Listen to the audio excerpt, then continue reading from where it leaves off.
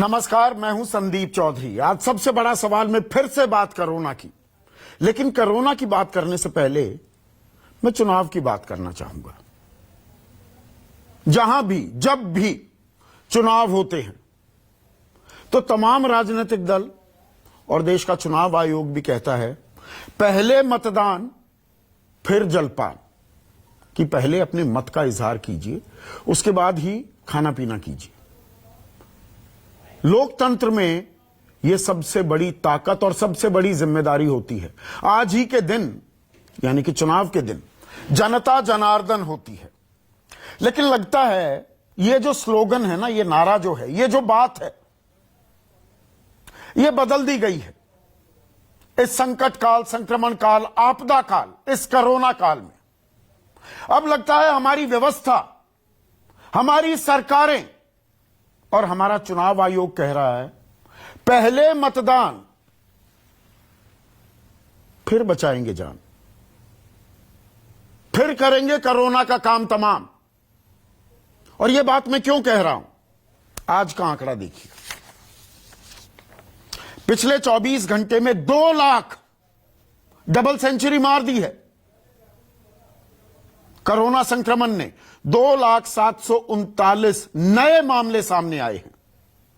1038 लोगों की मौत हो चुकी है। कल भी मैंने कार्यक्रम किया था, कल मैंने आपको बताया था, कल सिर्फ पिछले 4 दिनों तक या 4 दिनों से लगातार 1.5 लाख का आंकड़ा पार कर रहा था नए संक्रमण के जो केसेस आ रहे थे। 11 अप्रैल को 1,52,879, 12 अप्रैल को 1,68,912, 13 अप्रैल को 1,61,736, 14 अप्रैल को 1,84,372 और अब 2 लाख से भी ऊपर। कल भी मरने वालों का जो आंकड़ा था वो 1,000 को पार कर गया था। 1,027 लोगों की मौत हुई थी, हमारे अपने ही थे, हमारे देशवासी। आज 1,038 लोगों की मौत हो गई है। लेकिन चुनावों का सिलसिला बदस्तूर जारी है। अभी 4 चरण के चुनाव होने बाकी हैं। 159 सीटों पर अभी बटन दबाया जाना बाकी है पश्चिम बंगाल में, जहां पर 294 सीटें हैं। लेकिन चुनाव आयोग ने साफ कर दिया, कई जगह से, कई हलकों से यह आवाज उठ रही थी एक साथ चुनाव करा दिए जाएं। ऐसे वक्त में जब इतना जबरदस्त स्प्रेड हो रहा है, चुनाव आयोग ने कहा नथिंग डूइंग, एक साथ नहीं कराए जाएंगे बाकी दौर के चुनाव, पहले की तय तारीखों पर ही चुनाव होगा। हां, कल एक बैठक जरूर बुलाई है और वहां पर इस बारे में मशक्कत की जाएगी, चर्चा की जाएगी कि प्रोटोकॉल निभाया जा रहा है कि नहीं। मतलब यह बताने की जरूरत है चुनाव आयोग को, प्रोटोकॉल की धज्जियां उड़ रही हैं। चुनाव आयोग क्या धृतराष्ट्र बना हुआ है? चुनाव आयोग को मालूम नहीं हजारों की भीड़ हुजूम रैलियों में आ रहा है, ना 2 गज की दूरी, ना मास्क है जरूरी, पर खच्चे उड़ रहे हैं। और चुनाव आयोग कह रहा है कि अभी समीक्षा करेंगे। वर्चुअल रैली क्यों ना कराई जाए? यह पहले नहीं पता था या पिछले 5 दिनों के आंकड़ों से अंदाजा नहीं लगा पाया चुनाव आयोग? ठीक है, वो साइंटिस्ट नहीं है, मेडिकल एक्सपर्ट्स नहीं है, लेकिन एक कॉमन सेंस भी होती है। अब आप चर्चा करेंगे, ब्रेनस्टॉर्मिंग करेंगे अब 16 तारीख को कि वर्चुअल रैली क्यों ना कराई जाए। यह दिमाग का बल्ब पहले नहीं जला था। और सिर्फ पश्चिम बंगाल की बात नहीं है। और पश्चिम बंगाल में थोड़ा सा मैं और बता दूं, प्रोटोकॉल की जहां तक बात होती है, कांग्रेस के उम्मीदवार हैं रियाजुल हक, इनकी कोरोना के चलते मौत हो गई। धुआंधार प्रचार कर रहे थे जैसे बाकी उम्मीदवार प्रचार कर रहे हैं। 14 अप्रैल को ये अस्पताल में भर्ती हुए थे, यानी कि कल, और प्रचार के दौरान रियाजुल हक बिना मास्क के प्रचार कर रहे थे, जैसे और उम्मीदवार कर रहे हैं, जैसे और स्टार प्रचारक कर रहे हैं। अब उनकी मौत हो गई है। लेकिन ये तो ऑक्यूपेशनल हैजर्ड है, होता रहता है। एक जगह चुनाव टाल दिए जाएंगे, फिर करा दिए जाएंगे, तारीख तय हो जाएगी, मुकर्रर हो जाएगी, लेकिन चुनाव होना चाहिए। और सिर्फ पश्चिम बंगाल में नहीं, अब यह सूची है मेरे पास। 2 लोकसभा के उपचुनाव हो रहे हैं, आंध्र में तिरुपति में और कर्नाटक बेलगाम में, और 14 विधानसभा के उपचुनाव कराए जा रहे हैं। गुजरात, झारखंड, कर्नाटक, मध्य प्रदेश, महाराष्ट्र, ये तमाम वो इलाके हैं जहां पर कोरोना का संक्रमण बहुत तेजी से फैल रहा है। वो आंकड़े भी आपको बताने वाला हूं। मिजोरम, नागालैंड, उड़ीसा, राजस्थान, तेलंगाना, उत्तराखंड। उत्तराखंड की कल हमने तफसील से चर्चा की थी। कुंभ मेले में किस तरह से सोशल प्रोटोकॉल जो है, जो सोशल डिस्टेंसिंग का काम जो है, वो बिल्कुल नदारद दिखा। दमोह में चुनाव हो रहे हैं। परसों मध्य प्रदेश के दमोह में और मध्य प्रदेश में तमाम बड़े शहरों में नाइट कर्फ्यू, लॉकडाउन, एहतियात बरती जा रही है। दमोह में सब खुला खेल फर्रुखाबादी है, क्योंकि वहां चुनाव है। चुनाव होना बहुत जरूरी है। मैंने पहले भी कहा है, फिर कह रहा हूं, चुनाव से डरता है कोरोना, तो दमोह में चुनाव होगा। यह बात और है, बदबदा शमशान घाट की तस्वीरें मैंने आपको दिखाई थी। 20-20 लोगों का एक साथ अंतिम संस्कार किया जा रहा है राजधानी भोपाल में। लेकिन राजधानी भोपाल है ना, वो तो दमोह दूर का इलाका है, वो सेफ जोन है। वो सेफ जोन है तो वहां पर चुनाव होंगे। और उत्तर प्रदेश की भी बात करते हैं। थोड़े आंकड़े पहले बता दूं, फिर उत्तर प्रदेश की भी बात करूंगा।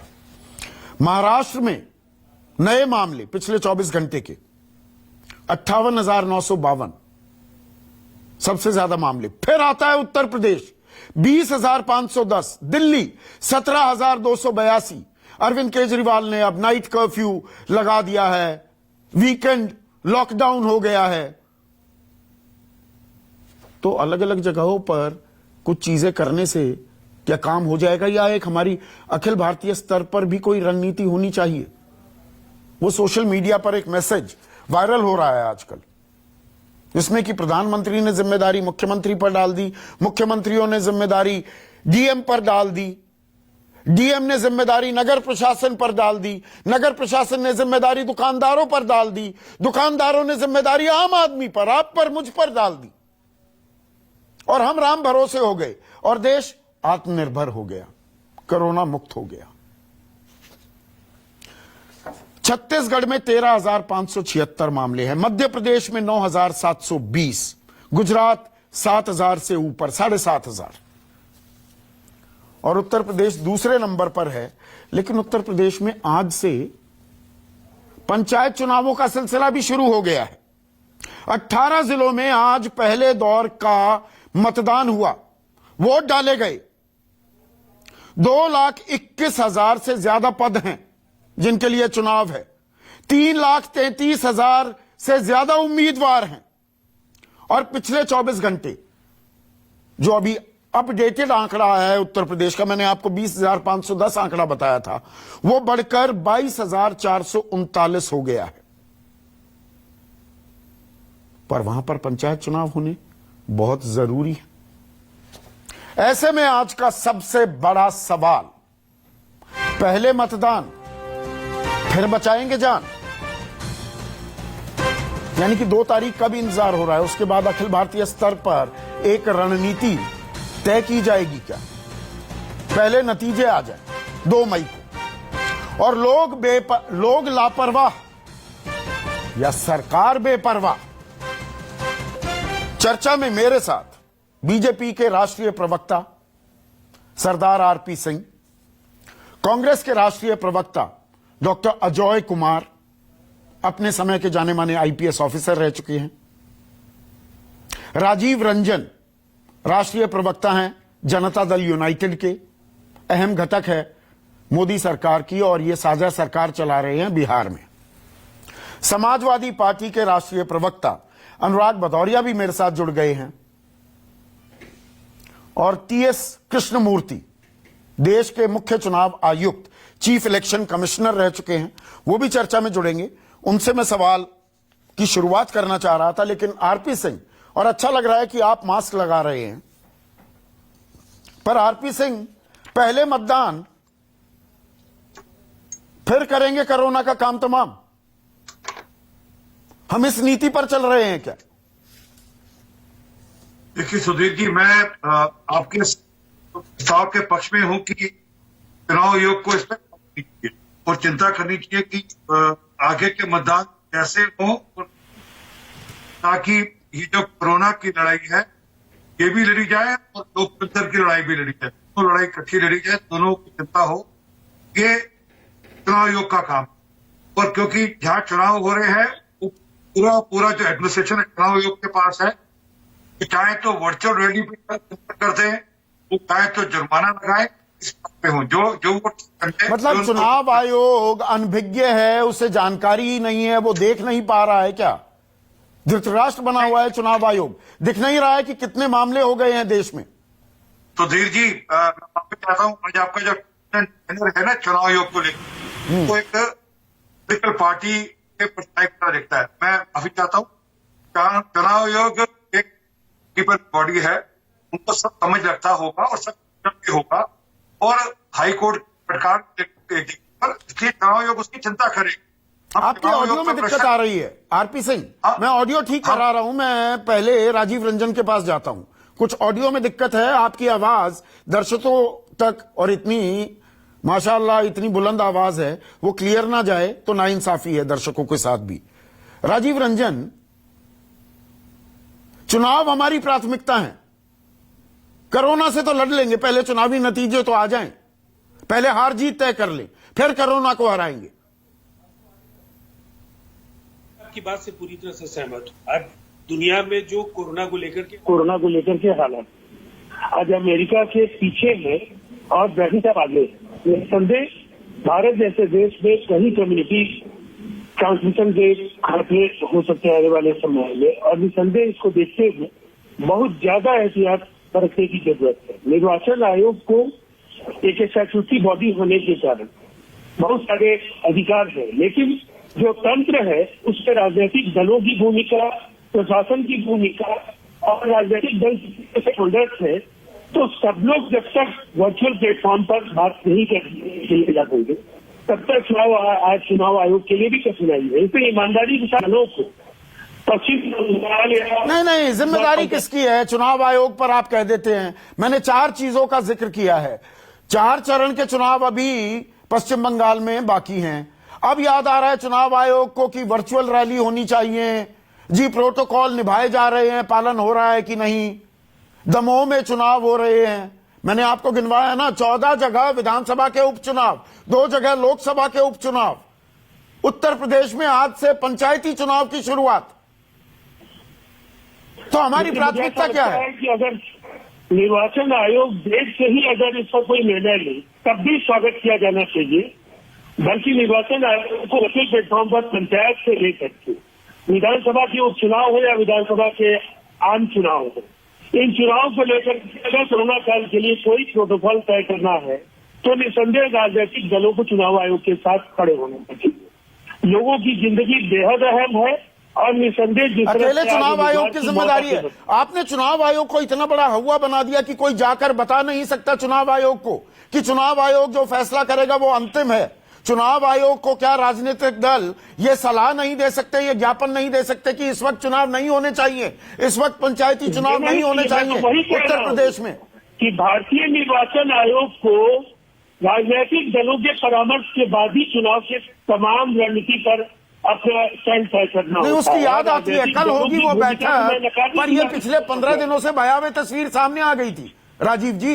ये तो देखिए, एक बात बिल्कुल साफ है, चाहे वो पश्चिम बंगाल को अगर सामने रखे तो भारतीय जनता पार्टी हो या टीएमसी हो, लेफ्ट हो या कांग्रेस हो, जो 4 मेजर स्टेक होल्डर्स है, इन चारों को इस पर सहमत बहुत पहले होना चाहिए था, और अभी भी आगे के चरणों के लिए उन्हें निसंदेह वर्चुअल प्लेटफॉर्म पर अपनी बातों को रखने के लिए निर्वाचन आयोग पर दबाव बनाना चाहिए। मुझे लगता है ये कहाँ वर्चुअल प्लेटफॉर्म, धड़ल्ले से रैलियां हो रही हैं। कौन से वर्चुअल प्लेटफॉर्म की बात कर रहे हैं आप? मंचों पर तमाम बड़े नेता कटिंग अक्रॉस पार्टी लाइंस बिना मास्क लगाए वो रैलियां कर रहे हैं, रोड शोज कर रहे हैं। आम आदमी का तो अकेले गाड़ी में बैठा है, उसको भी दिल्ली हाईकोर्ट ने कह दिया वो पब्लिक प्लेस है, एक गाड़ी भी पब्लिक प्लेस है, वहां पर चालान कटना जायज है। लेकिन नेताओं का मुझे बताइए कितनों का चालान कटा है? निश्चित तौर पर चुनावी रैली का मंच का पब्लिक प्लेस नहीं है। ऐसे मानदंडों से लोगों की जिंदगी खतरे में है। राजनीतिक दलों को आम लोगों की जिंदगी की करनी होगी। चुनाव के नतीजे वर्चुअल प्लेटफॉर्म पर भी अच्छे होंगे जिन्होंने काम किया होगा। अब वर्चुअल लिटरेसी को लेकर के बहुत ज्यादा तनाव में रहने की जरूरत नहीं है। लंबे समय से राजनीतिक दलों ने इस पर काम किया है। बिल्कुल लगातार पॉलिटिकल पार्टीज ने अपनी मीटिंग्स की है वर्चुअल प्लेटफॉर्म पर। हाँ। और वोटर के बीच खरीद भी आप उस प्लेटफॉर्म पर कर सकते हैं। तो क्यों नहीं किया जा रहा? सरदार आरपी सिंह, ये तो कॉमन सेंस की बात है। अकेले सिर्फ चुनाव आयोग की जिम्मेदारी है या दरअसल ये इस चुनावी मेले में हम सब शामिल हैं? देखिए सुधीर, जब चुनाव होता है तो उसमें ये नहीं हो सकता कि हम लोग एक स्टेप लें और दूसरा आदमी ना ले तो चुनाव में हम पीछे रहे। ये क्योंकि आप जानते हैं चुनावी रेस है, लोकतंत्र का एक प्रक्रिया है। लोकतंत्र की प्रक्रिया में सबको बराबर के एक साथ एक पैरामीटर में काम करना पड़ेगा। ये पॉसिबल नहीं कि मेरे लिए पैरामीटर कुछ और हो और आपके लिए पैरामीटर कुछ और हो। तो इसलिए चुनाव आयोग को सब दलों को साथ बिठाकर इस पर कॉल लेनी चाहिए। मैं तो स्पष्ट हूँ, इस कॉल लेनी चाहिए। परंतु नहीं, देरी कर दी क्या कॉल लेने में? हुजूर आते आते कॉल लेते लेते बहुत देर कर दी। मैं बात पूरी करूँ सुधीर? हाँ प्लीज। हाँ, परंतु कोरोना की मार उन प्रदेशों में भी ज्यादा है जहां पर चुनाव नहीं है। दिल्ली है, महाराष्ट्र है, यहाँ चुनाव नहीं है। और कोरोना की मार यहाँ पर सबसे ज्यादा है। समय यूपी में अभी चुनाव शुरू होने पर वहां भी कोरोना की मार है। तो इसलिए ये कह रहे कि कोरोना के कारण से चुनाव का मामला है वो नहीं, थोड़ा सा करेक्ट करना चाहूंगा आरपी सिंह। महाराष्ट्र में भी उपचुनाव हो रहे हैं, पंढरपुर में, मध्य प्रदेश में उपचुनाव हो रहे हैं, मैंने दमोह का जिक्र किया। गुजरात में संक्रमण लगातार फैलता जा रहा है। सूरत में इलेक्ट्रिक क्रेमेटोरियम की तो चिमनी पिघल गई, इतना ओवरलोड हो रहा है, इतने पार्थिव शरीर आ रहे हैं शमशान घाटों पर। यहां सब जगह उपचुनाव हो रहे हैं। आपने दमोह को लेकर बोला खुला खेल फुरक्काबादी, आपको बोलना चाहिए था खुला खेल दमोहवादी। आप फुरक्काबाद के पीछे क्यों लगे रहते? मुझे लगता है चलिए ठीक है, आई स्टैंड करेक्टेड। आप जैसा देश को टोका करो ना जी। आप हमारे फुरक्काबाद को बख्शा करो, ठीक है। पर जो विषय है वो ये है कि इसमें चुनाव आयोग को कॉल लेनी पड़ेगी और हम चुनाव आयोग का जो फैसला होगा उसको मान्य करेंगे। वो बंद कर दे रैली तो मान्य है, वो वर्चुअल करे तो मान्य है, वो उस पर प्रतिबंध लगाए, उस पर कोई और तरीके से प्रोसेसेस में उस पर रोक लगाए, वो हम मान्य करेंगे। परंतु ये कॉल अल्टीमेटली चुनाव आयोग को लेना पड़ेगा। नहीं, आरपी सिंह मुझे ये बताइए, देश ऐसे साइलोज में काम करता है क्या? अलग अलग कंपार्टमेंट हैं जी। चुनाव आयोग ने फैसला कर लिया, हम क्या करें? या दरअसल भेड़ चाल है, चुनाव जीतने हैं, अब कोई पीछे कि बिल्ली के गले में घंटी कौन बांधे, कौन कहे कि जी चुनाव ना हो, खेल यहां पर है। मैंने सुधीर कहा ना, आज आपका जो पूरा मामला है वो इस प्रकार से है जैसे कोई एक ममता बनर्जी का दल, मैं माफी चाहता हूं उनका प्रवक्ता यहाँ नहीं है, ममता बनर्जी का दल चुनाव आयोग के पीछे हाथ होकर पड़ा, ऐसे ही आप पड़े हैं। तो सच यह है कि चुनाव नहीं, मैं चुनाव आयोग के पीछे नहीं पड़ा, मैं व्यवस्था पर सवाल उठा रहा हूं। आप सिर्फ चुनाव आयोग की बात कर रहे हैं, मैं व्यवस्था की बात कर रहा हूं। चुनाव आयोग की व्यवस्था पर सवाल उठा रहे हैं, दिक्कत है। आप चुनाव आयोग की व्यवस्था पर सवाल नहीं, मैं राजनीतिक दलों पर भी, आप लोगों की जिम्मेदारी क्या है? चुनाव लड़ना जिम्मेदारी है। तो इसलिए कहा ना कि चुनाव 306 क्या करोगे? आप संविधान में से जो आर्टिकल 326 निकाल दो, उसमें से आप निकाल दो, उसको बाहर कर दो कि नहीं हो। हम तो कह रहे हैं चुनाव आयोग कॉल ले, हम चुनाव आयोग जो कहेगा वो हमारे लिए भी बात होगा। आपकी कोई जिम्मेदारी नहीं। किसने ज्ञापन दिया चुनाव आयोग को? किसने कहा चुनाव मत कराइए या रोक दीजिए? क्या आ जाएगा? जलजला आ जाएगा, भूकंप आ जाएगा, क्या हो जाएगा चुनाव रोक दिए जाए तो? मुझे पता नहीं आपकी मंशा क्या है, चुनाव रुकवाने के लिए मंशा नहीं क्या, नहीं, क्या मैं सवाल मंशा? पूछ रहा हूं। मेरा काम चुनाव रुकवाना नहीं है।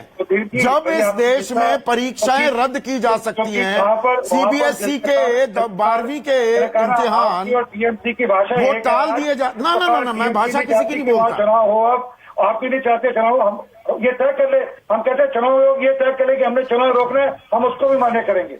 नहीं, मेरा देखिए, आप एक पॉइंट पर अटके हुए हैं। एक second RP Singh. Doctor Ajay Kumar, मेरा सवाल ये है, इस देश में बच्चों के भविष्य को महफूज रखने के लिए, बच्चों को सुरक्षित रखने के लिए फैसला लिया गया ना। बोर्ड के इम्तिहान होने थे, 10वीं के सीबीएसई बोर्ड के इम्तिहान वो रद्द कर दिए गए, 12वीं के टाल दिए गए हैं। जून में फैसला लिया जाएगा और बहुत अच्छा कदम है। सरकार ने इंटरवीन किया ना। प्रधानमंत्री ने शिक्षा मंत्री रमेश पोखरियाल निशंक के साथ बैठक की, यह फैसला लिया गया। तो देश में सिर्फ बच्चे हैं, बाकी आम आदमी नहीं है क्या? पश्चिम बंगाल में 6000 से ऊपर आंकड़ा नहीं पहुंच गया है क्या? उत्तर प्रदेश में दूसरे नंबर पर संक्रमण नहीं है, जहां पंचायती चुनाव होने बहुत जरूरी हो जाते हैं? सवाल मेरा यह है, यह सिर्फ चुनाव आयोग की बात नहीं है, मैं राजनीतिक दलों की जिम्मेदारी व्यवस्था पर सवाल उठा रहा हूं।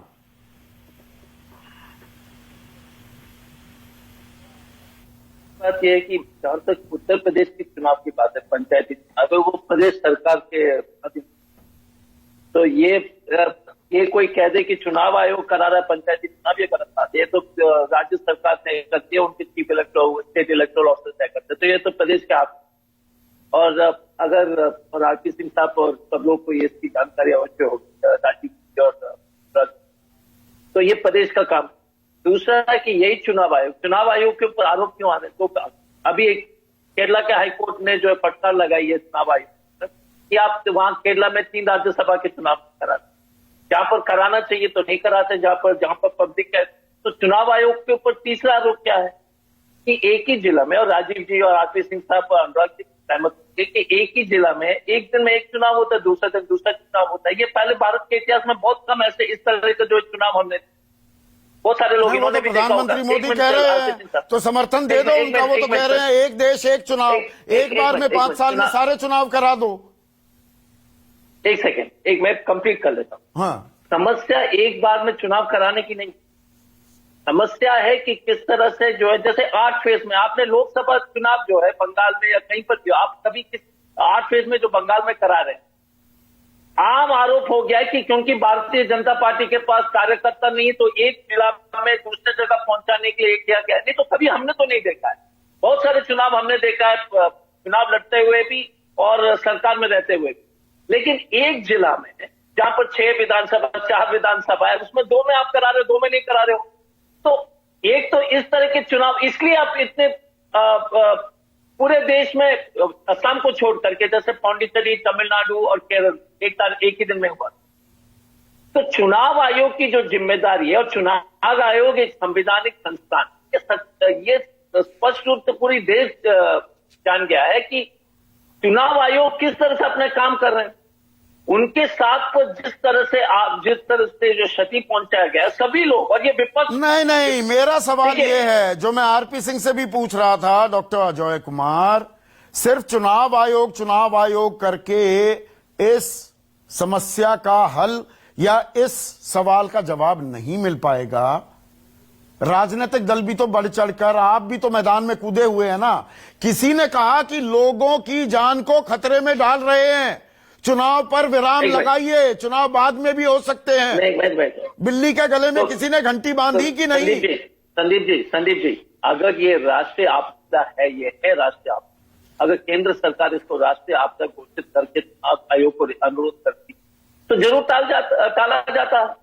दिक्कत क्या है कि जो हमारे हाथ में है, जैसे केंद्र सरकार है, लेकिन केंद्र सरकार में आजकल कहां काम हो रही है? आप बताइएगा कि पूरे हर एक राजनीतिक दल चुनाव में व्यस्त है, ये सही बात है, लेकिन जिसकी जिम्मेदारी है कि आपदा घोषित करने का, सिफारिश गृह मंत्रालय से सिफारिश जाएगी कि आप वर्तमान में यह माहौल, जैसे आप कश्मीर की स्थिति देख लीजिए ना, कश्मीर में आप चुनाव टाल भी रहे कि नहीं टाल रहे, आप कहीं पर भी टाल सकते हैं, आप नॉर्थ ईस्ट में भी टाल सकते अभी हैं। ममता बनर्जी ने कहा है एक साथ चुनाव करा दीजिए, 4 चरण में ना कराइए, कोरोना के चलते एक साथ चुनाव हो, 1 तारीख तय कर दी जाए। ये ममता बनर्जी की अभी हम ब्रेकिंग न्यूज चला रहे हैं नीचे। डॉक्टर अजय कुमार। संदीप जी, मैं बता रहा हूं ना, ये आम चर्चा राजनीतिक सर्कल्स में, जहां जहां भी हम जाते हैं, और आरपी सिंह साहब और राजीव जी और अनुराग जी भी आप इसका समर्थन करेंगे जो ममता कह रही हैं? एकदम, क्योंकि देखिए एक चीज है, अगर आपको, क्योंकि आपको चुनाव कराना है, अगर आप जितना फैलाएगा उतना कोरोना फैलेगा। आरपी सिंह, सबसे अच्छी बात है कि ममता एक ही समय बनर्जी में हो कह जाए। रही है, आपकी प्रतिद्वंदी हैं, कांटे की आपकी टक्कर चल रही है पश्चिम बंगाल में, वो कह रही है कोरोना के चलते आम आदमी की सहूलियत के लिए, उनकी सुरक्षा के लिए एक साथ चुनाव करा दिए जाएं, बाकी 4 चरणों के। होना चाहिए ऐसा? जी धन्यवाद। पहली बात तो अजय बोस जी ने कहा 8 फेज में चुनाव हो रहे हैं। अजय बोस जी पिछली बार 7 फेज में हुए थे, और जिस प्रकार से पिछले 5 साल में वहां पर राजनीतिक हत्याएं हुई, और जिस प्रकार से लोकतंत्र का मजाक पिछली बार पंचायत चुनाव में उड़ाया गया, इसलिए शायद चुनाव, मुझे नहीं पता, शायद इसलिए ममता बनर्जी जो कह रही है, क्या उसका समर्थन करेंगे 1 चरण में हो जाए चुनाव, बाकी 4 चरणों के? आप 6 लोगों को बीच में बुलाएंगे, फिर मेरा जवाब भी नहीं सुनना ठीक बात नहीं है। और सुधीर जी, आज आप इतना संदीप है मेरा नाम, सुधीर नहीं है। आप प्लीज, मैं नहीं, मुझे इस बात पर एतराज है, मेरा नाम संदीप है, सुधीर नहीं है। तो सुधीर जी बात पूरी कर लें। मेरा नाम संदीप है, सुधीर नहीं है। मैं टोकूंगा इस बात पर आपको। माई अपॉलॉजीज, मेरी बात संदीप जी। हाँ। आप अभी किसान आंदोलन में तो आप बड़े उछल कर आपने अपने एंकर्स भेजे, आपने अपने सारे रिपोर्टर्स भेजे, अभी भी वहां किसान आंदोलन चल रहा है। आप में से किसी एक ने बोला किसान नेताओं को, भैया आप आंदोलन बैकअप करो, इस समय दिक्कत है, पंजाब में सबसे ज्यादा दिक्कत हो रही है। हाँ। कोई नहीं बोलेंगे, आपका मुंह चल जाएगा, क्योंकि आपको तो आज मैंने कहा आप टीएमसी का एजेंडा बढ़ा रहे हैं। अच्छा, ममता बनर्जी जो कह रही हैं, ममता हार के चलते कह रही हैं कि 1 ही चरण में चुनाव कराए जाएं।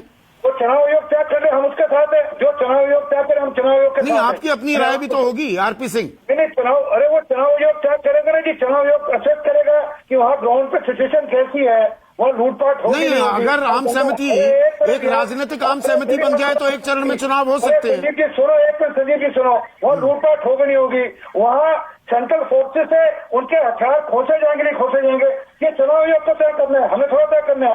अच्छा, आपको तय नहीं करना, ये चुनाव आयोग तय करना है। और ये आप भी तय करिए कि किसान आंदोलन में बड़े भगदड़ कर जाते थे, और आपने एक बार नहीं, मैं तो अब भी जाऊंगा। आपने एक बार नहीं बोला किसान आंदोलन में, आपने एक बार नहीं बोला संजीव जी कि आप सब बैठे हो यहाँ पर, कोरोना अभी गया नहीं है। आपसे मैंने आपके साथ कई डिबेट की है किसान आंदोलन पे, परंतु आपने एक बार नहीं बोला कि भैया कोरोना फैल सकता है, अपने अपने घर जाओ, अपना आंदोलन फिर कर देना। कभी एक बात नहीं बोला होगा आपने, परंतु आपको सूट करता है। अच्छा, मुझे सूट करता है तो सरकार ने 12 दौर जो बातचीत की, उनको बॉर्डर पर रोके रखा, सरकार ने एक बार नहीं बोला, आज बोल रही है, तो सरकार को भी सूट कर रहा था आरपी सिंह, सरकार को भी सूट कर रहा था। वो अपनी मर्जी से रोके, हमने नहीं रोका। नहीं, 12 दौर जो बातचीत हुई, सरकार को डर नहीं था संक्रमण का उस वक्त, दिल्ली में जगह दी थी, कोई डर नहीं था। 40 आदमियों से बात कर रही थी सरकार। उनकी मंशा थी वहां रुकने की, उनकी मंशा थी 26 जनवरी कराने की, हमने नहीं कराई 26 जनवरी उनके हाथों से। अच्छा, उनकी मंशा वहां रुकने की थी कि सरकार ने रोका था? हमने नहीं रोका बिल्कुल भी। अच्छा, नहीं रोका ना, वो अगर आप वो कीले जो गाड़ दी गई थी सड़कों पर, जो नुकीले तार लगा दिए गए थे, जो बैरिकेड बना दिए गए थे, वो अपने आप आ गए थे। हमने बनाया था, हमने बड़ाई बनाया था, परंतु आपके मुंह से कभी एक अक्षर नहीं निकला, ना निकला। वो 12 दौर बातचीत किसने की थी? 12 दौर बातचीत किसने की थी? मैंने की थी। आपको नैरेटिव छूट करता है, इसलिए आपको नहीं, आपकी एक अक्षर निकलेगा। नहीं, सवाल का जवाब नहीं देंगे आप मुझ पर जितनी लानत बरसाइए, मुझे कोई फर्क नहीं पड़ता आरपी सिंह। आपके अपने व्यूज हो सकते हैं, सवाल का जवाब दे दीजिए, इंटरव्यू करते रहे, सवाल का जवाब दे दीजिए। इंटरव्यू करूंगा, मैंने तो 3 दफा नरेंद्र सिंह तोमर का इंटरव्यू किया, देश के कृषि और किसान कल्याण मंत्री, उनका भी ना करता। नहीं, परंतु आपने, आपके रिपोर्टर बिना मास्क के वहां इंटरव्यू करते रहे, आपका कॉर्पोरेट बिना मास्क के, उनका भी, और आपके नेता बिना मास्क के चुनावी रैलियों में जा रहे हैं, उनके बारे में भी कुछ बोलेंगे? आपके नेता बिना मास्क के चुनावी रैलियों में जा रहे हैं, आप तो आज घर में बैठकर मास्क लगा रहे हैं, अपने नेताओं को बोलेंगे आरपी सिंह? भड़का कर वहां बैठाया जाए, आपको सूट करता था। अच्छा, सूट करता था, आपने एक बार नहीं बोला। अच्छा, सूट करता है। टीएस कृष्णमूर्ति मुझे ये बताइए, अब क्योंकि ये बड़ी खबर आ रही है, ममता बनर्जी कह रही हैं कि 4 चरणों के चुनाव एक ही चरण में करा दिए जाएं। क्या चुनाव आयोग को इस फैलते संक्रमण के चलते अपनी स्ट्रैटेजी को रिविजिट करने की जरूरत है? कृष्णमूर्ति साहब, पहला ये आपको मालूम होना चाहिए, ये इलेक्शन सब नोटिफिकेशन डेट सब गैजेट में आ गया है। अगर चेंज करना है तो पोस्टपोन कर सकता है, प्रीपोन करने का बहुत मुश्किल है इलेक्शन कमीशन के लिए। सब चरण एक ही चरण लास्ट फेज में रख सकता है अगर चाहिए तो, लेकिन लॉ एंड ऑर्डर का प्रॉब्लम है। Other law and order can be controlled by having all the three on the last phase of the election. You cannot prepone an election. You can postpone an election. तो अगर आपको सब चरण को एक ही चरण में करना है तो लास्ट फेज में हो सकता है, लेकिन उसमें बहुत प्रॉब्लम है, लॉ एंड ऑर्डर का प्रॉब्लम होगा, क्योंकि उनका सेंट्रल पैरामिलिट्री फोर्सेस कितना है मुझे पता नहीं है, लेकिन ये सब देख के उन्होंने डिसीजन लेना है। मेरे ख्याल में सिंपल सोल्यूशन हो सकता है, पब्लिक रैलीज को बैन कर दो। ये 3 चरण में पब्लिक रैलीज को बैन कर दो। इलेक्शन 3 फेजेस 4 फेजेस में हो सकता है, क्योंकि पब्लिक रैली से कोरोना ज्यादा होता है। पब्लिक रैलीज को बैन कर देना और डिजिटल कैंपेन कर सकते हैं बस। तो ये चीजें देखिए, चुनाव आयोग, कृष्णमूर्ति साहब आप चीफ इलेक्शन कमिश्नर रहे हैं, चुनाव आयोग कोई साइंटिस्ट की बॉडी तो नहीं है या मेडिकल एक्सपर्ट्स वहां पर नहीं है, और ये कोरोना है, ये क्या रूप लेगा चुनाव आयोग इसके बारे में पहले से ही भविष्यवाणी तो नहीं कर सकता है। लेकिन वो extraordinary measures, extraordinary situations call for extraordinary measures. ऐसी आपातकाल आ जाए तो हम अपनी स्ट्रैटेजी को रिविजिट भी तो कर सकते हैं। अब देखिए, पंचायती चुनाव हो रहे हैं उत्तर प्रदेश में, उपचुनाव भी हो रहे हैं, राज्यसभा के चुनाव हो रहे हैं, चुनाव हमारी प्रायोरिटी लगता है। नहीं सुनिए, मैं नहीं बोलता हूं नई स्ट्रैटेजी हो सकता है, पब्लिक रैलीज को बैन कर देना, ये कर सकते हैं, इसमें कुछ मुश्किल नहीं है, क्योंकि डिजिटल कैंपेन कर सकते हैं, टीवी में कैंपेन कर सकते हैं। पब्लिक रैलीज का क्या जरूरत है? कई कंट्रीज में पब्लिक रैलीज नहीं होते हैं, तो पब्लिक रैलीज को बैन कर देना रिमेनिंग 4 प्लेसेस के लिए, बस ठीक हो जाएगा। पर यहां पर सारे राजनीतिक दल ये कह रहे हैं कृष्णमूर्ति साहब कि देखिए, चुनाव आयोग वो ऑटोनमस बॉडी है, स्वायत्त संस्था है, वो जो फैसला लेगी सर आंखों पर, यानी कि सारी जिम्मेदारी चुनाव आयोग की है क्या? राजनीतिक दल, क्या हमारी व्यवस्था में कोई सलाह मशवरा, आपस में बातचीत करके फैसले को बदलने की कोई गुंजाइश नहीं है क्या कृष्णमूर्ति साहब? जी, पॉलिटिकल पार्टीज हमारा देश में weakest link in our democracy, वो डिसिप्लिन में नहीं आते हैं, वो they have their own rule of law, they don't respect rule of law. इसीलिए मैं बोलता हूं पब्लिक रैलीज को बैन कर देना, ये 3-4 चरण में बैन कर देना, ठीक हो जाएगा, इलेक्शन स्मूथ हो सकता है। ये देखिए, बहुत कड़वी लेकिन क्या हकीकत बयां कर रहे हैं अनुराग भदौरिया। चुनाव आयोग भी करेगा क्या? सबसे वीक लिंक हमारी व्यवस्था में हमारे राजनीतिक दल हैं, जिनमें से एक के आप राष्ट्रीय प्रवक्ता हैं। चुनाव आयोग कितने कानून बना देगा? तोड़ते तो आप लोग हैं, और लोगों को भी एक तरह से प्रोत्साहित करते हैं। एक आम आदमी देखता है कि पश्चिम बंगाल में चुनाव हो रहे हैं, उत्तर प्रदेश में पंचायती चुनाव हो रहे हैं, दमोह में चुनाव हो रहे हैं, कहीं उपचुनाव हो रहे हैं, वहां तो कोई मास्क नहीं लगा रहा, वहां भीड़ आ रही है, मुझ पर क्यों सख्ती बरती जा रही है? ये एक आम आदमी के मानस में आता है ना। संदीप जी, एक बात आपने बिल्कुल सही कही, धृतराष्ट्र जो शब्द आपने इस्तेमाल किया है, वो भारतीय जनता पार्टी और चुनाव आयोग उसी तरह से काम कर रहा है। और आप अच्छी तरह जानते हो देश की आजकल जो ये संस्थाएं हैं वो किसके इशारे पे काम करती है, किसी से छुपा हुआ नहीं है। अभी देखिए, पूर्व चुनाव आयोग कितनी अच्छी बात कर रहे थे, ये बैन उनको पहले लगा देना चाहिए था। रैली पे बैन तो लगा ही सकती थी, वर्चुअल रैली करने के लिए चुनाव आयोग तो पहले ही बोल सकता था। क्यों चुनाव आयोग ने नहीं बोला? क्यों चुनाव आयोग इतने दिन तक इंतजार करता रहा? एक बात। दूसरी बात, नहीं, जो आचार संहिता बनाता भी है चुनाव आयोग, कृष्णमूर्ति साहब ने यह भी कहा, उसे तोड़ने वाले सबसे आगे आप लोग हैं, राजनीतिक दल। तो वही तो मैं कह रहा हूं, देश के प्रधानमंत्री जी 8 बजे आके लॉकडाउन पूरे हिंदुस्तान में लगा देते हैं अचानक, लेकिन वो ये नहीं कह सकते कि प्रोटोकॉल का पूरा हमें शक्ति से पालन करना चाहिए।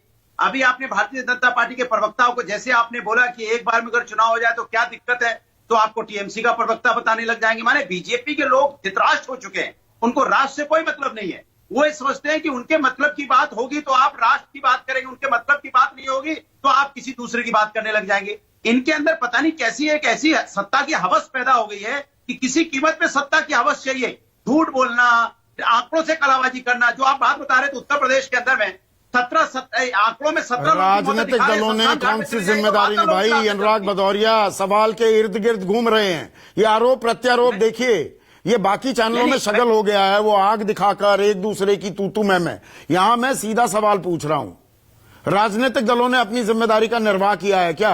उसमें राजनीतिक दल कहता हूं तो मैं सभी राजनीतिक दलों की बात कर रहा हूं। तो बिल्कुल राजनीतिक दल जिम्मेदारी से काम करता है। क्या भारतीय जनता पार्टी जो रूल कर रही है उसने अपनी जिम्मेदारी निभाई क्या? जो यहाँ हेड हैं, जिनको निभानी चाहिए थी, क्या उन्होंने बोला क्या? क्या भारतीय जनता पार्टी के नेताओं ने बोला क्या कि नहीं वहां पे रैली नहीं होनी चाहिए, वर्चुअल रैली होनी चाहिए, वहां पे चुनाव नहीं होना चाहिए? उत्तर प्रदेश में चुनाव चल रहा है, वो तो कह रहे हैं, आरपी सिंह कह रहे हैं चुनाव आयोग जैसा कहेगा सर्वमान्य होगा, हम मानेंगे। अरे वो इसलिए कह रहे हैं क्योंकि वो अपने से बचना चाहते, उनको सत्ता चाहिए। अभी चुनाव आयोग ने अगर बोल दिया होता तो ये अभी दूसरी बातें कह रहे होते। चुनाव आयोग तो इनकी बातों को बोल रहा है ना, ये जो चाह रहे हैं वही तो चुनाव आयोग से बुलवा रहे हैं। ये तो उनकी आदत हो चुकी है। आज के देश में हालत ऐसी हो गई है कि सारी संस्थाएं भारतीय जनता पार्टी के इशारे पे कह रहे हैं, इशारे पे काम कर रहे हैं। ऐसा नहीं है, ये चिंता की बात। कलकत्ता हाईकोर्ट ने खिंचाई की है, जमकर फटकार लगाई है, चुनाव आयोग पर सवाल उठाए हैं। गुजरात हाईकोर्ट ने कहा है कि कोविड प्रोटोकॉल ढंग से क्यों नहीं निभाए जा रहे हैं, सरकार की बाइयां उधेड़ दी हैं। लेकिन फायदा क्या हुआ? रिजल्ट क्या आया उसका? पक्या तो उधेड़ दी, पक्या उन्होंने हाईकोर्ट ने झाड़ लगाई, बीजेपी वाले झाड़ के खड़े हो गए। लोग कोई फर्क नहीं पड़ता, झाड़ते रहो, मुझे तो सत्ता चाहिए, किसी कीमत पे लोग मरते हैं तो मरते रहे। लोगों को कोरोना, भाई 1 साल पहले कोरोना आ चुका था, 1 साल पहले कोरोना आया था, तो क्या 1 साल तक इन्होंने अपनी जिम्मेदारी का निर्वाह किया?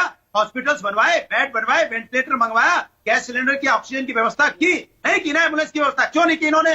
क्यों चुनाव में हमेशा बिजी रहे? क्यों नहीं इन्होंने समाज के नहीं, इसमें जिम्मेदारी फिर मैं वही बात कहूंगा, तीसरी बार कहूंगा, राजीव रंजन, बिल्ली के गले में घंटी कौन बांधे? कोई घंटी बांधने को तैयार नहीं है। क्या बिल्ली यहां पर कोरोना है? हर कोई अपनी जिम्मेदारी, जो मैंने शुरुआत में कहा कि वो सोशल मीडिया पर एक मैसेज वायरल हो रहा है कि प्रधानमंत्री ने मुख्यमंत्री ने डीएम ने नगर प्रशासन ने दुकानदार ने आम आदमी, और आम आदमी राम भरोसे हो गया, देश आत्मनिर्भर हो गया। कोई जिम्मेदारी लेने को तैयार नहीं है क्या? अब लॉकडाउन की बात करो, कहीं आंशिक लॉकडाउन, कहीं कर्फ्यू, कहीं कुछ और। ये 2 मई का इंतजार हो रहा है, उसके बाद रणनीति तय होगी कि अखिल भारतीय स्तर पर हमारी कदम क्या होने चाहिए। इलाकेवार आप कदम उठाएंगे क्या?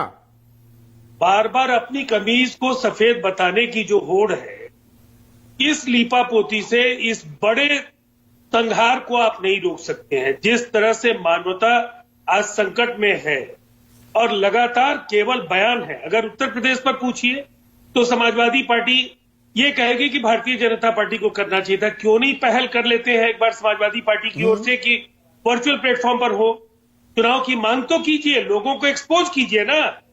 लेकिन आप भी चाहेंगे कि चुनाव परंपरागत तरीके से ही हो, तो फिर ये खेल इस तरीके का है कि कोरोना से लड़ने से ज्यादा आपको अपनी बढ़त, अपनी श्रेष्ठता को स्थापित करने की जो बेचैनी है, उसकी वजह से आप केवल ब्लेम गेम करेंगे। नहीं, मुझे एक चीज समझाइए राजीव रंजन, एक चीज समझाइए जी। भाई, पिछले साल हमने लॉकडाउन किया, 3 बार किया, 519 केस थे 24 मार्च को जब पहले लॉकडाउन की घोषणा हुई, दूसरे पर 10,000 थे, तीसरे लॉकडाउन 3 मई को जो हुआ उसमें 40,000 केसेस थे। यहां 2 लाख केसेस हो गए। लॉकडाउन की तो बात ही नहीं हो रही, और वो केंद्र सरकार लगा सकती थी। यहां पर अलग अलग जगह पर अलग अलग प्रतिक्रियाएं चल रही हैं, कहीं संडे लॉकडाउन, कहीं नाइट कर्फ्यू, कहीं कुछ और, कहीं शहरों में कर्फ्यू। अब ये मैं मानता हूं कि हम कोरोना को थोड़ा जान गए हैं, समझ गए हैं। पिछले साल पीपीई नहीं थी, मास्क नहीं थे, वेंटिलेटर नहीं थे, पर कमी तो आज भी है। तो पिछले साल इस बार में ऐसा फर्क क्या है?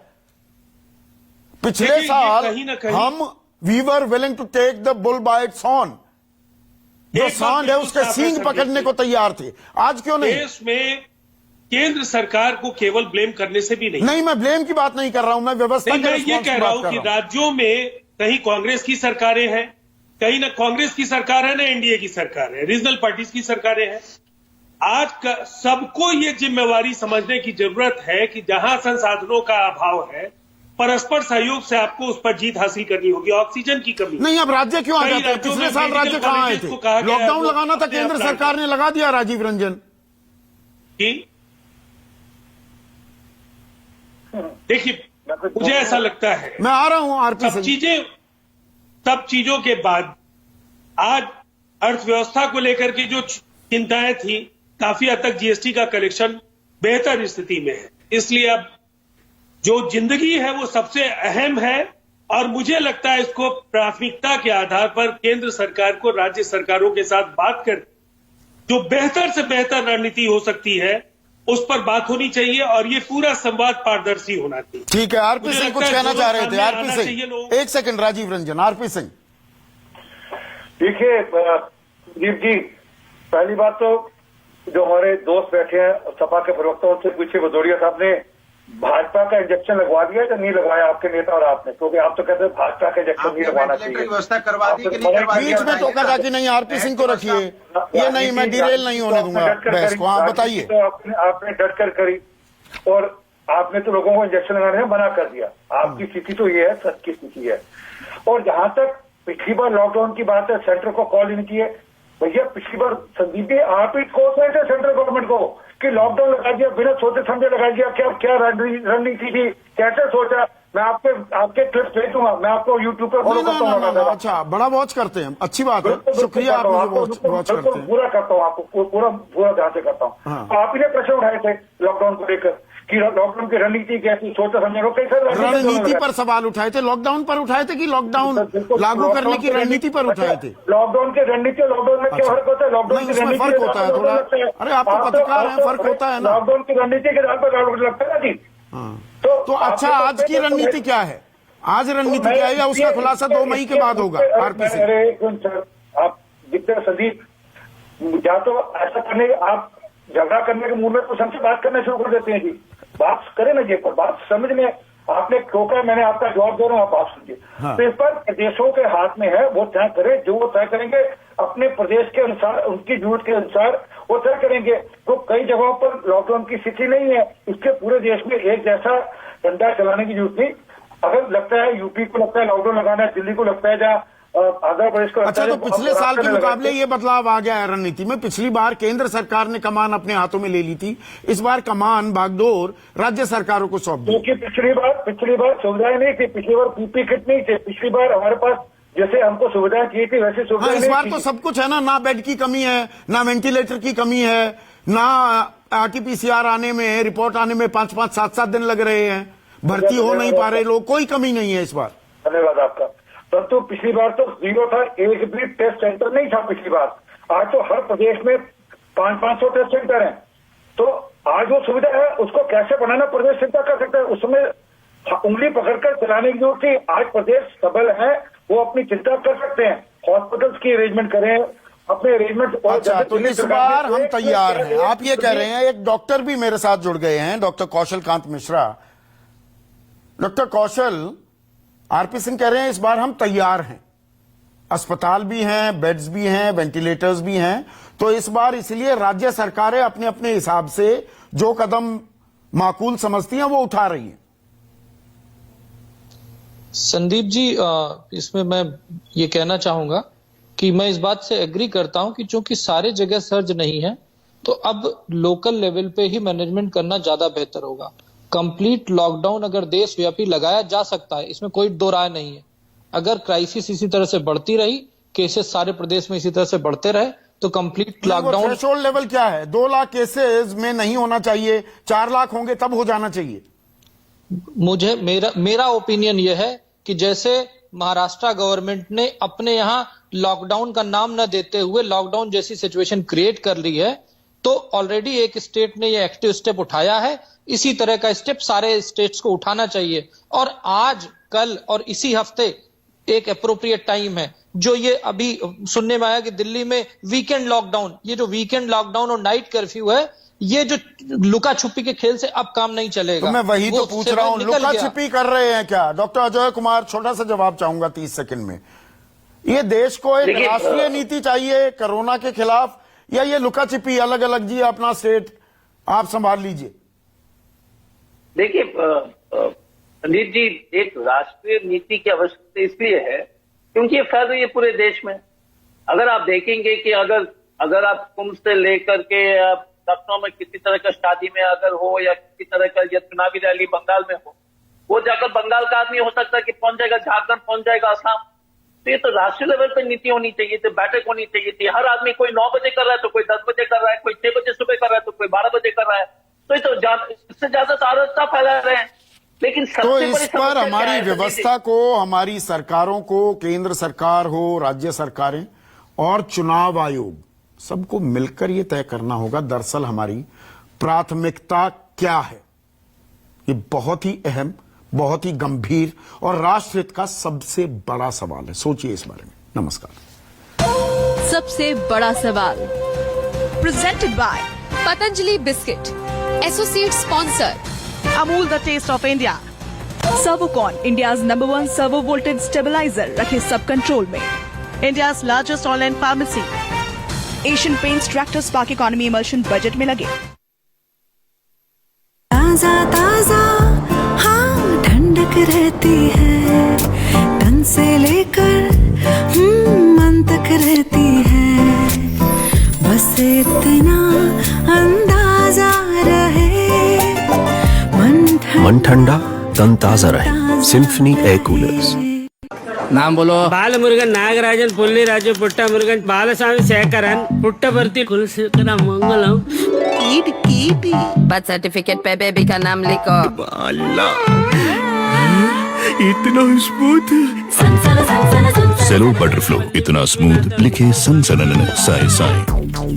Coco, no drawings on the wall. Ooh, ew. अभी सारे जम्स पेट में।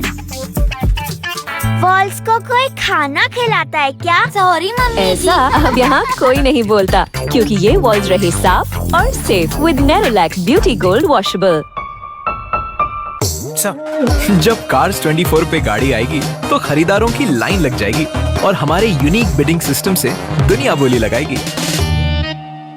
आपके घर के खाने में रेस्टोरेंट जैसा स्वाद ले आए MDH का कढ़ाई पनीर मसाला। पनीर को क्या मस्त बना डाला।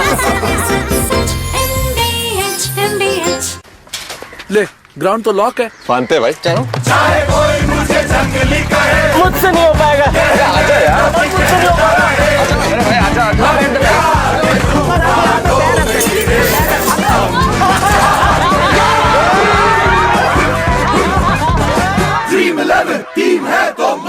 इस खेल में वित्तीय जोखिम के तत्व है और इसकी आदत पड़ सकती है। कृपया जिम्मेदारी से और अपने जोखिम पर खेलें। देश और दुनिया को बाजार मानने वाले और मेडिकल टेररिज्म फैलाने वाले ड्रग माफिया आयुर्वेद को बदनाम करने में लगे हैं, जबकि उनके पास रोगों का मात्र कंट्रोल है, कोई स्थायी समाधान नहीं। पतंजलि ने उपचार और उपकार की भावना से research and evidence based medicine की पूरी रेंज तैयार की है, जिससे लोग अपनी बीमारियों का स्थायी समाधान पा रहे हैं। GoDaddy के साथ बिजनेस ऑनलाइन ले जाओ। Make in India, selling for India. GoDaddy, complete online business solution. जांचा परखा अचूक कीट नियंत्रण के अटूट रिश्ते का नाम है फर्टेरा। आपका भरोसा दानेदार फर्टेरा, जो दे चोटी भेदक और कंसुआ कीटों पर प्रभावशाली नियंत्रण, जिससे मिले स्वस्थ फसल और अधिक मिल करने योग्य गन्ने। अब दोबारा किसी और की बातों में मत आना। फर्टेरा, गन्ना ऊंचा रहे हमारा। अरे भैया, तुम्हें कब से क्या? लोग ऐसी गंभीर समस्या को हंसी मजाक में उड़ाते। खास जड़ी बूटियों से बना पेट सफा आयुर्वेदिक चूर्ण आज ही ले आए। पेट सफा पहली रात से ही असर दिखाता है और इसकी आदत भी नहीं पड़ती। पेट सफा, हर रोग दफा। मेरा नाम मनोज है। मेरा बेटा देवेश दिल्ली के सरकारी स्कूल में 8th क्लास में पढ़ता है। दिल्ली सरकार ने सरकारी स्कूलों को पूरी तरह बदल दिया है। अब तो मुझे ऐसा लगता है कि मेरा बेटा दिल्ली के किसी बड़े प्राइवेट स्कूल में पढ़ता है। आपको लग रहा होगा ये ऊंची फीस वाला कोई प्राइवेट स्कूल होगा जहाँ केवल अमीरों के बच्चे पढ़ते होंगे। कुछ साल पहले तक हर कोई यही सोचता था। आपको हैरानी होगी कि ये दिल्ली सरकार का स्कूल है। जी हाँ, सरकारी। सोचकर विश्वास नहीं होता कि किसी सरकारी स्कूल में वर्ल्ड क्लास इंटरैक्टिव क्लासरूम्स हैं, मॉडर्न लैब्स हैं, जिम है, चमकती लाइब्रेरी है, स्विमिंग पूल है, हॉकी के टर्फ है। दिल्ली सरकार की इसी सोच का नतीजा है कि सीबीएसई के 12वीं बोर्ड की परीक्षा में दिल्ली के सरकारी स्कूलों का पासिंग परसेंटेज 98% रहा। ये अपने आप में रिकॉर्ड है और इसकी तो पूरे देश में चर्चा है कि दिल्ली के सरकारी स्कूलों के 53 बच्चों ने देश के प्रतिष्ठित JEE एडवांस टेस्ट और 569 बच्चों ने नीट में क्वालिफाई किया है, वो भी बिना महंगी कोचिंग और प्राइवेट ट्यूशन के। दिल्ली सरकार ने बच्चों के सिलेबस को भी नए चैलेंजेस के लिए तैयार किया है। आज दिल्ली सरकार के स्कूलों में एंटरप्रेन्योरशिप के बारे में सिखाया जाता है, जिससे दिल्ली के बच्चे न केवल खुद अपने पैरों पर खड़े हो सके बल्कि कई लोगों को नौकरी देने लायक बने। आपकी दिल्ली सरकार की सोच है कि अच्छी शिक्षा हर बच्चे का मौलिक अधिकार होना चाहिए और आपकी सरकार का ये नजरिया बच्चों के चेहरे पर दिखाई भी देता है। जब दिलों को जीतने की कला आ गई, तब समझना कामयाब हो तुम। पान बहार, पहचान कामयाबी की। What inspires us has to be unique, right?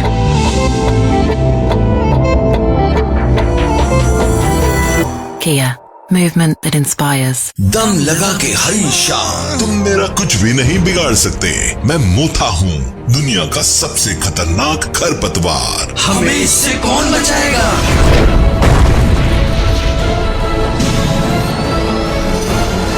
मैं बचाऊंगा तुम्हें। ये देखो अब मेरा कमाल।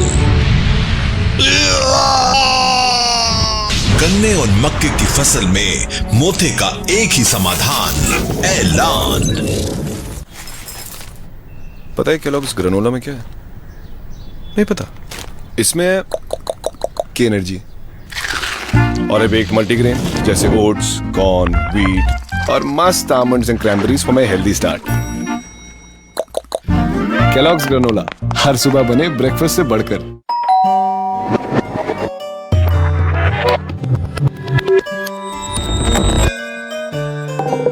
खूबसूरती ना जाने आपसे क्या क्या करवाती है। जयपुर के ट्रेडिशनल आर्ट से इंस्पायर्ड पेश है beautiful BEE star rated energy efficient fans from luminous, ताकि आपके घर की खुशियों को नजर ना लगे।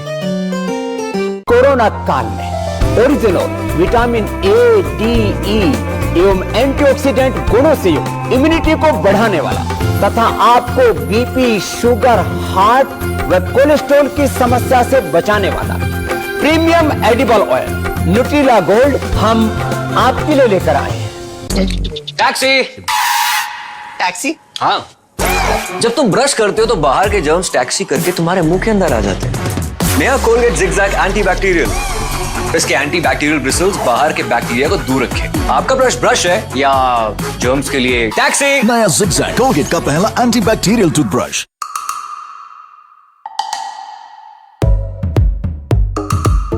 ये है अनु मेनन। इन्हें एस्केलेटर में चढ़ना मुश्किल लगता है।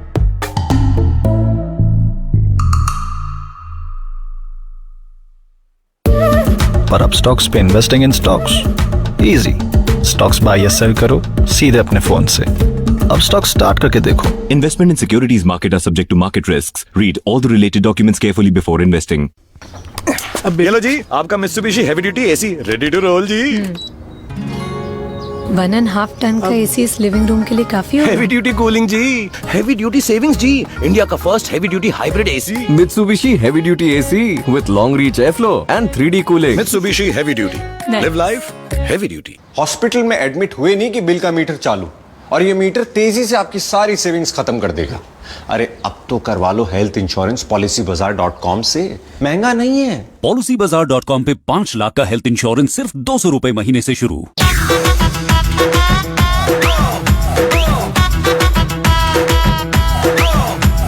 सब बनेंगे फॉलोवर्स, सब बनेंगे फैन, कॉलर उड़ा के सर को उड़ा के स्टाइल मारो मैन।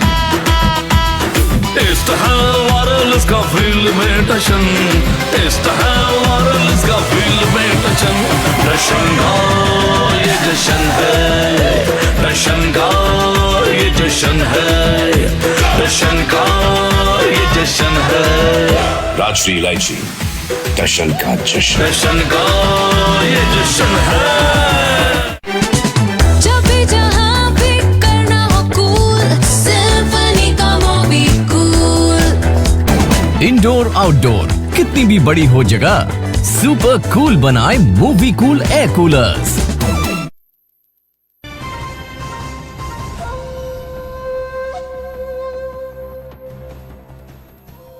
कोरोना संक्रमण को देखते हुए दिल्ली में वीकेंड कर्फ्यू का ऐलान। मॉल, जिम, स्पा रहेंगे बंद, जरूरी सेवाओं को मिलेगी छूट।